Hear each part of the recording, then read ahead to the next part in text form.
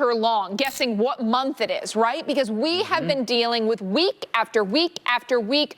Only 1 week did we have a break from severe weather. That was the very end of January into early February. If you look at the 3 months that we have behind us here, it really got started in the middle of December, and it's been almost nonstop ever since. And January and February in particular have been big months for severe weather, tornadoes in particular. Yeah, we've seen a major spike in those severe reports, obviously slight enhanced risk. They've been coming, day by day or week by week. Wednesdays have typically been the day in question. So that pattern has been very definitive here across the country. You take a look at the line graphs here. You can see how we progressively tick up with tornadoes as we go through the season. We really start to peak in the springtime months. But if you look at the top right-hand side of your screen there, you can see that tornado reports have basically doubled what we normally expect to see, doubled average at this point. Yeah, on average, we'd see a little over 100. We have seen over 200 reports. And when we look at La Nina winter, so that's the overall pattern that we're looking at globally, or at least for the, the Americas.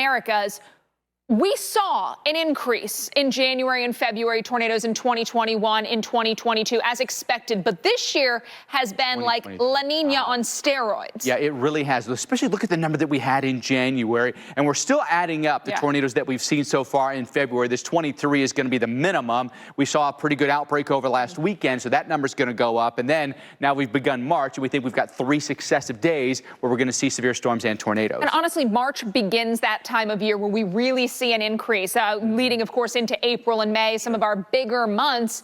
Is this the trend? A lot of people saying, I hope not. But unfortunately, severe weather reports have been on the rise starting in the new year. And again, week after week, the only exception was very late January into the Groundhog Day. That week, we got a break.